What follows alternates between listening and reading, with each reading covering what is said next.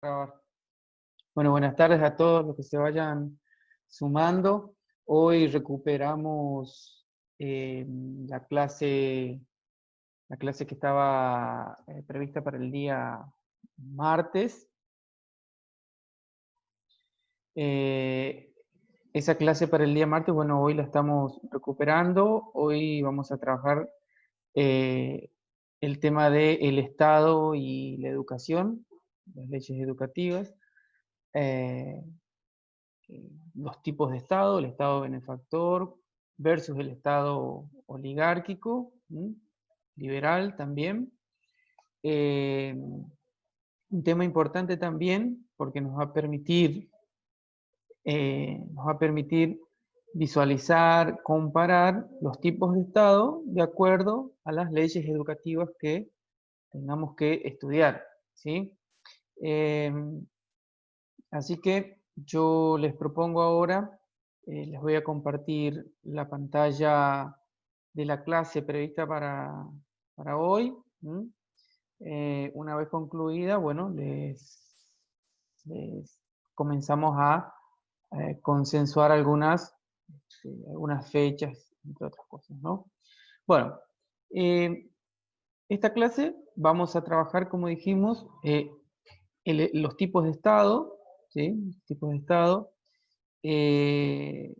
Por un lado, el Estado benefactor y por el otro lado, el Estado oligárquico liberal. El Estado oligárquico liberal, en nuestro caso, nuestra historia argentina conservador, ya lo hemos visto con el contexto político y económico de la ley 1420, ¿no? Pero tenemos que dar el marco teórico de cuál va a ser o cuál es la historia, ¿sí? ¿Cuál es la historia del Estado, de la intervención del Estado en la educación, ¿sí? Y también vamos a ver las intervenciones del Estado en distintos ámbitos, políticos, económicos, sociales, y priorizando el aspecto educativo, ¿sí?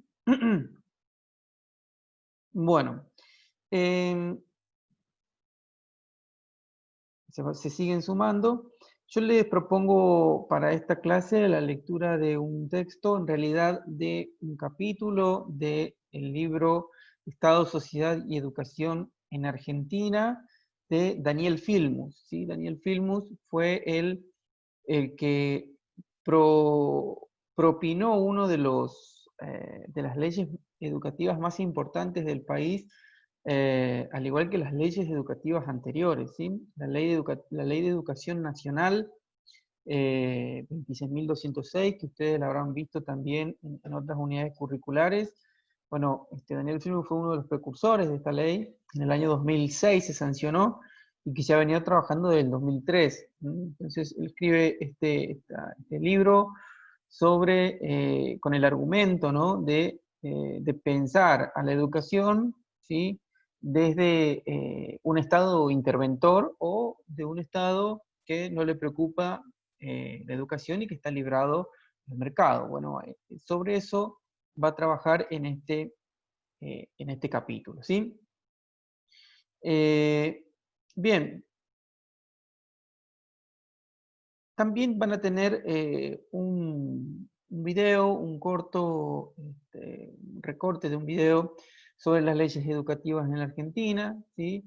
Donde ahí vamos a tratar de ampliar algunas leyes que no están previstas en el diseño curricular, pero que hay que al menos tocarla. ¿Por qué? Porque son importantes para las distintas modalidades en las que podríamos nosotros trabajar, ¿no? Hay una que es la ley Lainez, que no está prevista en el diseño, pero que sí lo vamos a trabajar, ¿sí? Así que bueno, ahora vamos a pasar a explicar un poco qué es esto del Estado benefactor en la Argentina y los estados interventores, y también eh, en los estados liberales, oligárquicos, ¿no? ¿Cuál es esa disyuntiva? ¿Cómo lo vamos a comparar? Bien, dígame si se observa, si se ve. Yo voy a seguir, voy a dar por sentado de que se ve.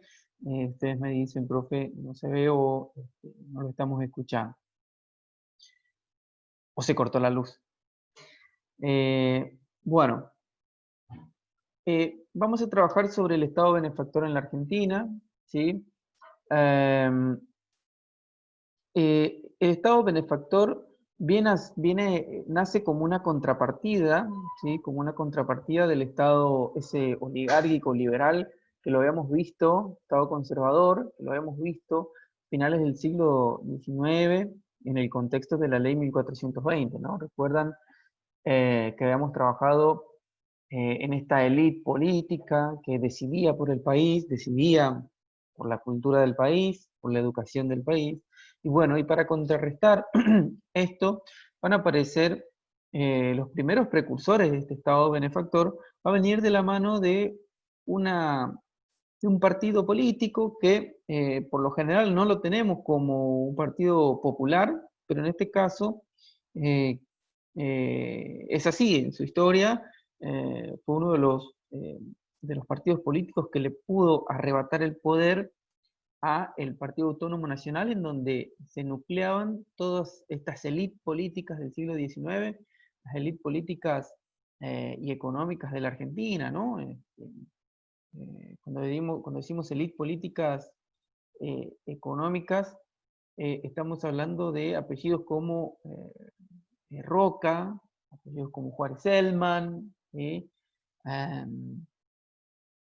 distintos políticos que han creado una red que les permitió acceder y mantenerse en el poder durante buena parte durante buena parte del siglo XIX, ¿no? Fines del siglo XIX y principios del XX.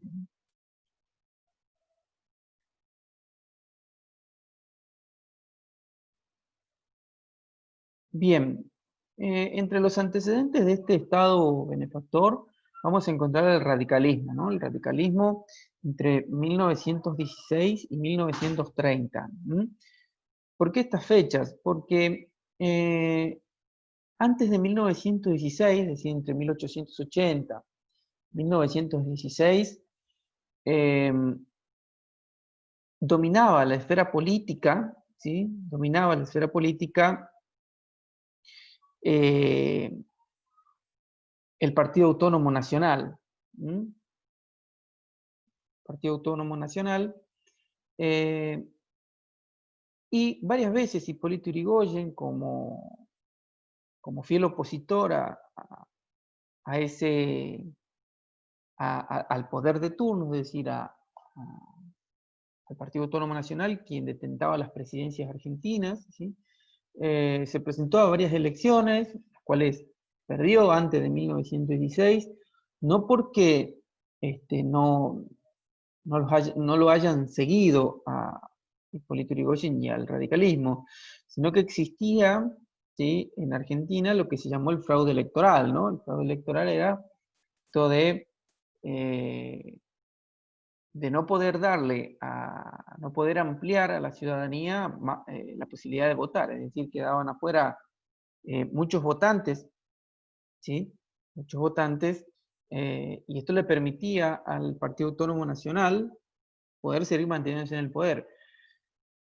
Pero esto va a cambiar en 1912, que se va a dar la ley de sufragio universal, en donde ahora el voto va a ser secreto, va a ser obligatorio, mayores de 18 años, que no tengan que demostrar riquezas, ¿sí? Y que además no importaba si sabían leer y escribir, ¿no? Ahora podían acceder a un voto estas clases desprotegidas, vulnerables, es decir, las clases sociales bajas, populares, ¿sí?, que era para la época. Entonces, al enfrentarse nuevamente en condiciones limpias, el radicalismo le va a sacar el poder al Partido Autónomo Nacional de la mano de Hipólito Yrigoyen en 1916. Y ahí, desde el 16 hasta 1930, va a ser todo el gobierno va a estar representado por la Unión Cívica Radical. Estamos hablando de 14 años en el poder, es decir, 14 años de radicalismo en la Argentina, Un dato no menor. Por lo general nosotros siempre vemos datos este, sobre gobiernos consecutivos, cuántos gobiernos consecutivos fueron en los últimos años, ¿no? Y se hablan de 10, de 12, ¿sí? Se hablan de 8, ¿sí?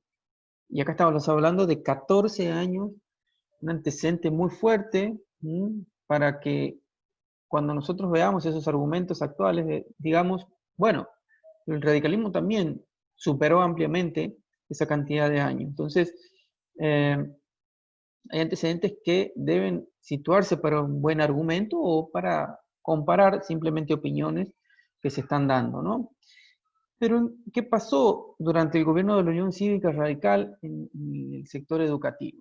¿Sí? En este caso, no significó un cambio, ¿no? Rotundo en el sistema educativo. No lograron desarrollar todo el sistema educativo, pero sí lograron desarrollar una parte importantísima, que es el acceso a la educación superior, es decir, el acceso a las universidades. El acceso a las universidades estaba a cargo todavía, ¿sí?, de este circuito elitista, ¿no? Para acceder, por ejemplo, a una universidad, en este caso, por ejemplo, la Universidad de Córdoba o a la carrera de medicina en la Universidad de Córdoba, había que demostrar cierta riqueza, formar parte de la alcurnia, formar parte de las élites, es decir, tener un apellido que tenga peso político eh, y que pueda ser admitido. Entonces, con esto dejaban afuera a todas las clases populares. Durante el radicalismo, en 1918 se va a dar la reforma universitaria, un dato muy importante, a favor de la Unión Cívica Radical, que permitió democratizar el acceso a la universidad, a las facultades de medicina y abogacía. Un incidente muy, muy importante en Córdoba, en la Facultad de Medicina, en la Universidad de Córdoba, en 1918, donde se va a conocer como la Reforma Universitaria, en donde se va a embanderar a la Unión Cívica Radical ahí, hasta la fecha, ¿no? Hoy hay grandes movimientos de la Unión Cívica Radical, sobre todo de las juventudes, que se embanderan y se encolumnan detrás de estas reformas realmente exitosas, como lo fue la reforma universitaria. Hoy vamos a encontrar a movimientos como Franja Morada, que se van a apropiar de estos éxitos de la Unión Cívica Radical en la educación, como la idea de democratizar el acceso y la igualdad a la educación superior, es decir, a las universidades, ¿sí?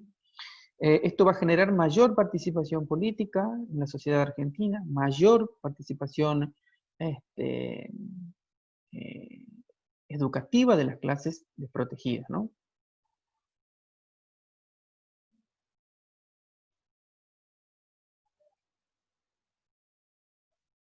Bueno, eh, el contexto mundial. Entre 1900, desde 1916 en adelante hasta 1930, eh, el siglo XX va a ser muy de, de dificultades para la sociedad, ya sea argentina y a nivel mundial. ¿Por qué? Porque va a suceder la Primera Guerra Mundial entre 1914 y 1918, y esas guerras van a empezar a generar un movimiento económico en el mundo, ¿sí? Ya sea de impacto positivo para los países que iban en vías de desarrollo, en el caso de Argentina, que Argentina va a exportar gran cantidad de productos, materias primas a otros países, ¿sí?, que estaban en guerra. Una gran producción de bienes, ¿sí? Y un hecho muy importante en Estados Unidos, que va a dar cuenta de que la economía financiera en el mundo estaba dando sus primeros pasos a la globalización, que es en 1929 la caída de Wall Street, es decir, la bolsa de valores, donde se van a poner a al tanto de que el mundo estaba cambiando hacia una economía global, ¿no? Entonces, había que acomodar esos estados, ¿sí?, a esas economías nuevas, ¿sí?, esas economías de gran financiamiento. Y aquí aparece el Estado benefactor, ¿no? Aquí aparece el Estado benefactor porque eh, las economías mundiales apuntaban hacia una industrialización muy fuerte, ¿sí? Y hay algunos países que venían con un proceso de industrialización muy rezagados, muy atrasados, tanto así que hasta en algunos países no se vislumbraba ninguna industrialización fuerte. En nuestro caso, el proceso de industrialización va a ser incipiente, ¿sí?, con una clase obrera también incipiente, porque la clase obrera va a depender de la cantidad de industrialización que tenga el país, ¿sí? Entonces, al no tener esta clase obrera, lo que decimos, la ausencia de sectores en la sociedad civil, ¿no? Esto, eh, esto ¿qué es lo que nos dice? Que al no haber un proceso franco de industrialización, obliga al Estado a generar esos espacios para la industrialización, ¿sí? Tanto así de clases obreras como de clases económicas de gran poder adquisitivo, de gran capital para generar industrias. O sea, no existía en la Argentina una clase fuerte, a ver, existían clases fuertes económicamente, pero no orientadas hacia la industrialización. ¿Por qué? Porque años atrás recuerdan que les decía de que la industrialización estaba lejos de ser vista por las clases porque solo estaba orientada al modelo agroexportador. Entonces, poco le importaba a esa clase si había industrias, mientras el rédito económico sea eh, por el lado del, del agro, no importaba. Entonces, aquí el Estado es obligado a interceder, intervenir en la economía para generar industrialización. Es como estar forzando. Y aquí es donde aparece la teoría de Keynes. John Maryland Keynes, ¿sí?, un economista importante, un teórico, al igual que John Smith y muchos otros teóricos, se suma a la discusión esta del mercado, ¿no? Si el mercado debe ser controlado por el Estado, ¿sí? Si el mercado debe ser controlado por el Estado, o el mercado debe ser liberado a las ofertas justamente a la demanda, a la oferta y la demanda, ¿no? A esas leyes de oferta y demanda.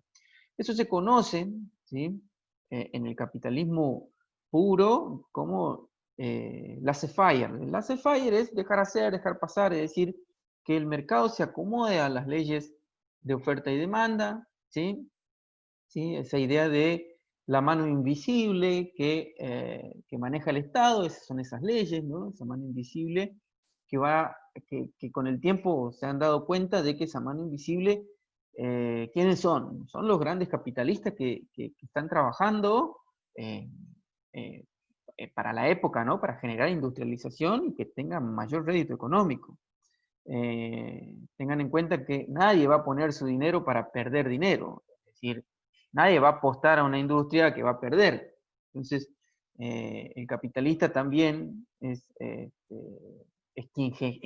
quien genera la ganancia para poder generar, digamos, sus propias empresas. Entonces, como en la Argentina esto no sucedía, entonces va a empezar a haber una intervención activa del Estado en la economía, ¿no? Y esto va a empezar sus pasos en 1930 durante la década infame. Fue la década infame, ustedes lo habrán escuchado por ahí en secundaria. La famosa década infame es cuando en 1930, particularmente el 6 de octubre de 1930, con la primera intervención militar de la mano de José Félix Uriburu, va a ser la primera intervención de 6 en la República Argentina, ¿sí? En donde va a derrocar justamente a Hipólito Yrigoyen. Entonces, José Félix Uriburu va a aglutinar a todo ese Estado conservador que quedó fuera durante los 14 años para regresar a la Argentina, ¿no? Esto se va a conocer como la década infame. ¿Por qué? Porque durante una década, ¿sí?, hasta 1943, las presidencias argentinas van a estar dominadas por, por personajes que adhieren a los militares, es decir, a las políticas gubernamentales que pertenecen al Estado conservador, pero que son representadas por las fuerzas militares, ¿no? Entonces vamos a encontrar ahí a José Félix Uriburu en los primeros años, luego a Agustín Pedro Justo, a Ortiz y a Ramón Castillo, ¿sí? Que va a ser uno de los últimos. Como verán, ven que no hay ninguna... si ustedes ven los años, se darán cuenta de que no hay una relación de cantidad de años en la presidencia, ¿no? Esto era, va uno, ponemos al otro, sacamos al otro y así. Entonces, en 1943, nuevamente va a haber un nuevo respaldo, una nueva reafirmación de este Estado conservador, y un personaje que nace desde la época militar, que va a ser Juan Domingo Perón, que va a iniciar sus filas en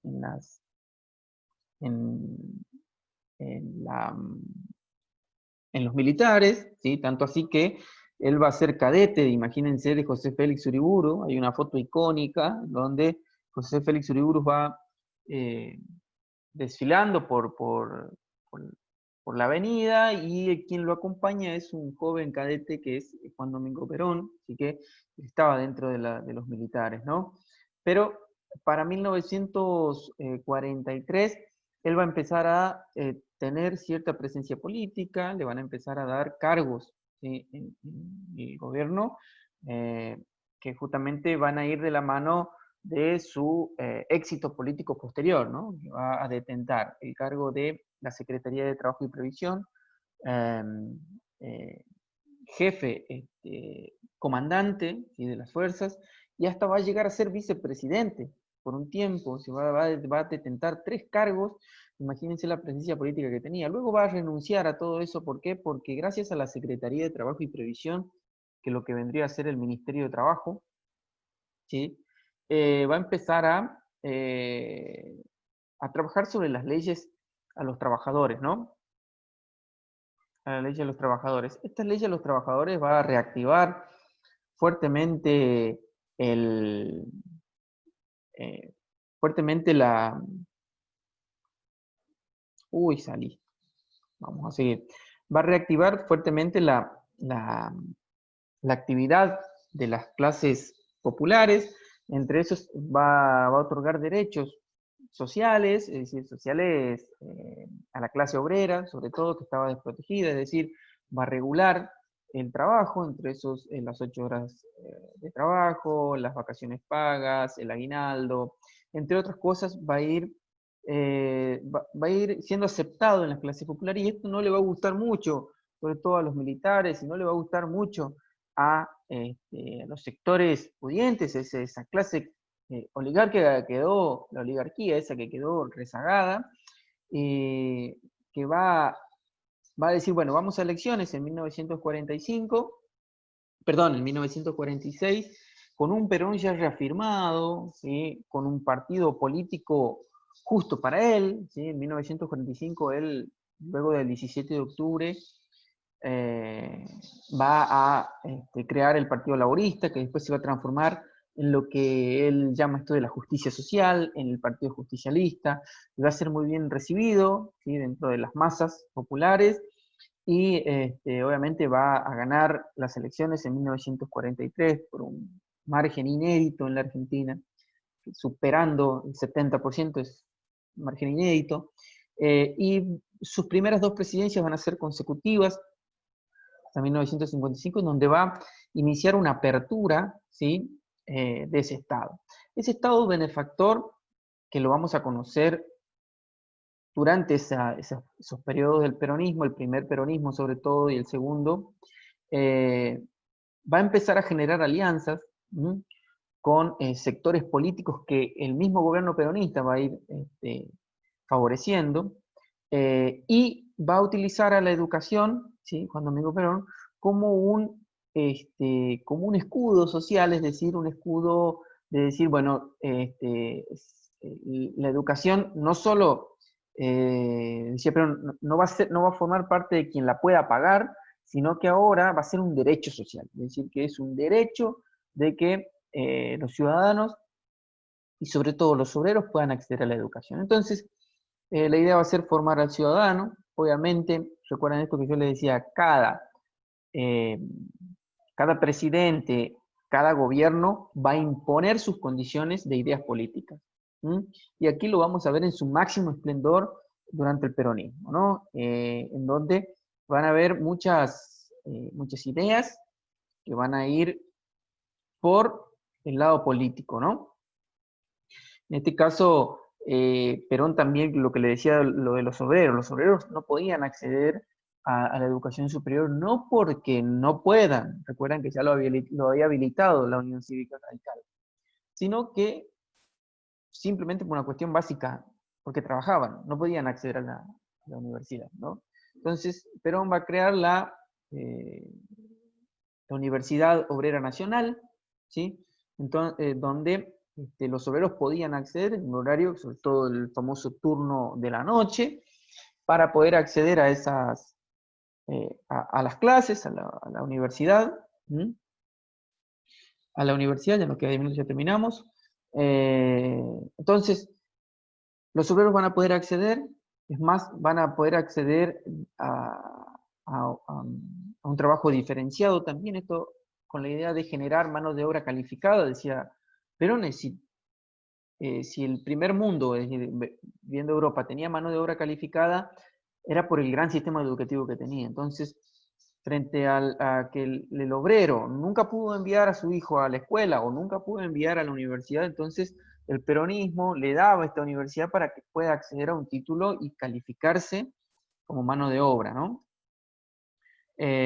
Justamente esto de la capacitación obrera, profesional, la idea de la escuela técnica comienza a aparecer aquí, y obviamente en las universidades, ¿no? Y aquí hay mucha propaganda peronista, ¿sí? En donde la escuela para el peronismo va a ser un instrumento de socialización. Entonces, eh, además de distribuir ideologías. A ver, esto no es nada nuevo, no es nada nuevo. Decir, bueno, el peronismo inculca ideas a partir del sistema educativo. Quédense tranquilos que no solo es el peronismo, son todos los partidos políticos que acceden al Estado, de alguna o de otra manera distribuyen las ideologías, por una razón obvia, mantenerse en el poder, y obviamente justificarse a sí mismos. Entonces, todos lo hacen, pero muy marcado durante el peronismo, ¿sí? Tanto así que van a ver libros, mucha propaganda, algo que va a copiar de otros estados totalitarios en Europa, ¿no? Esto no solo se da en Argentina, sino que se va a dar en gran parte de Latinoamérica, esto de la publicidad, de la propaganda. Va a pasar en Brasil, va a pasar en México. Entonces, los estados populares, es muy común ver exceso de propaganda, ¿sí? Por una razón obvia, ¿no? Y obviamente de generar íconos, símbolos. Ustedes verán eh, que, eh, que tratan de buscar símbolos constantemente en los estados populares, ¿no? Fíjense esa imagen, por ejemplo, la imagen de Perón y Eva están en todos lados, ¿sí? Igual que el escudo del Partido Justicialista, es muy icónico, ¿sí? Es muy icónico, y sobre todo de Eva Duarte, ¿no? Pero es porque se ha invertido muchísimo en propaganda para generar en las comunidades esta adherencia a esa ideología, ¿no? También lo hacen los otros partidos políticos, pero en menor medida. Bien, esto sobre el Estado benefactor espero que se haya comprendido. ¿Sí? En síntesis, el Estado benefactor, eh, como dice Filmus, al final es como ponerle un banquito a las clases vulnerables, obreras, clases bajas, trabajadores de a pie, ponerle un banquito para poder entablar discusiones con la clase política favorecida, con el industrial, con el dueño de los modos de producción, es decir, con el dueño de las herramientas productivas. Ese banquito es el Estado. Supongamos que estamos ante una discusión que no podemos resolver. Bueno, viene el Estado y nos pone este banquito para poder discutir de igual a igual esos derechos. Entre eso, el derecho a la educación, de que un obrero pueda acceder a la educación, de que un ciudadano pueda acceder, un ciudadano cualquiera pueda acceder a una carrera de medicina, abogacía, como pasó durante la Unión Cívica Radical. Es decir, también crear escuelas, crear universidades para que democratizar eh, ese acceso a la educación. La educación. Cada estado va a generar una ley que favorezca a su idea política, ¿no? Bien. ¿Estamos hasta ahí? Bueno. Sí, creo que se entendió. Buenísimo. Bueno, también les dejo aquí un video muy lindo donde van a poder ver la intervención del Estado en las distintas leyes educativas, ¿no? Las actividades son las siguientes para esto, ¿sí? En realidad son 3 actividades. Voy a darle a actualizar.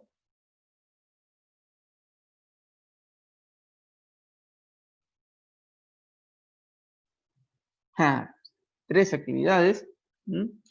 3 actividades en donde una de las primeras es ver el video, ese video de las leyes educativas, ¿no? Ver el video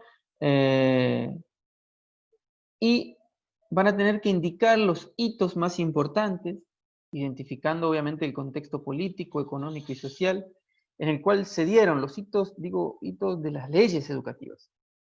Bueno, van a identificar las leyes educativas durante en el contexto político en el que se dan. ¿Esto dónde lo van a ver? En el video, en este video.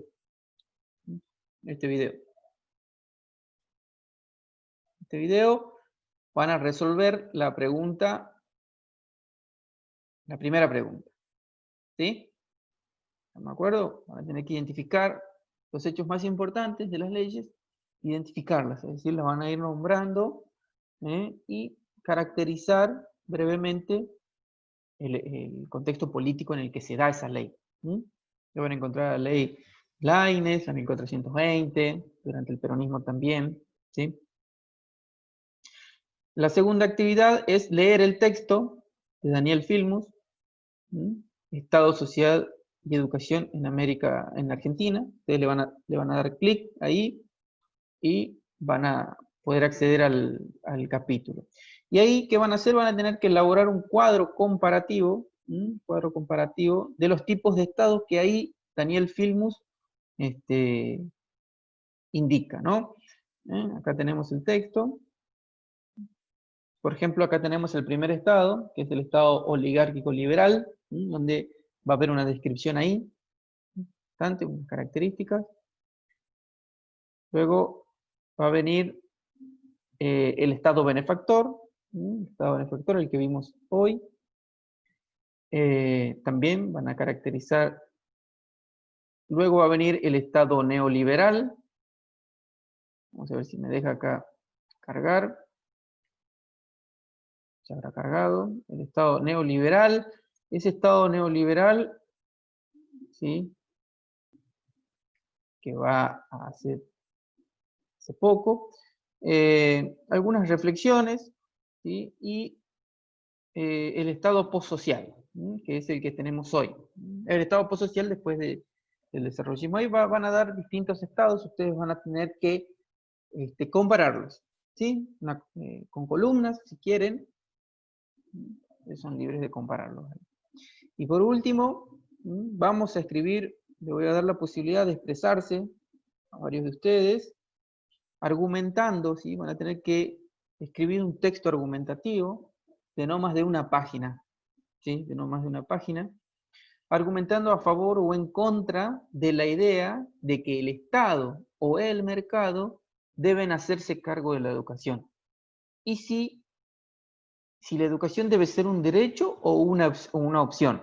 Es decir, si en pocas palabras, deben argumentar ustedes, de acuerdo a lo que hayan leído, y de acuerdo a sus opiniones también, si el Estado debe meterse, si el Estado debe meterse en la educación y en la economía. O si el mercado debe meterse en la educación o en la economía. Entonces, ustedes van a argumentar a favor o en contra de la intervención, ya sea del mercado o del Estado, en la educación o en la economía. ¿Sí? Es decir, por un lado del mercado, bueno, de aquel que tenga el dinero va a pagar la mejor educación, el Estado, que va a democratizar, ¿sí? Y que también va a tener un gasto enorme, ¿sí? Entonces, ustedes van a ir viendo esto con algunas ideas. Terminamos hasta aquí, ya se nos termina el tiempo, ¿sí? Nos volvemos a conectar ahora, ¿sí? Y les doy las pautas, ¿sí? Esperamos que se termine y les doy las pautas sobre este parcial que vamos a hacer. ¿Sí? Así que en breve se corta y iniciamos otra vez, ¿sí? ¿Estamos de acuerdo?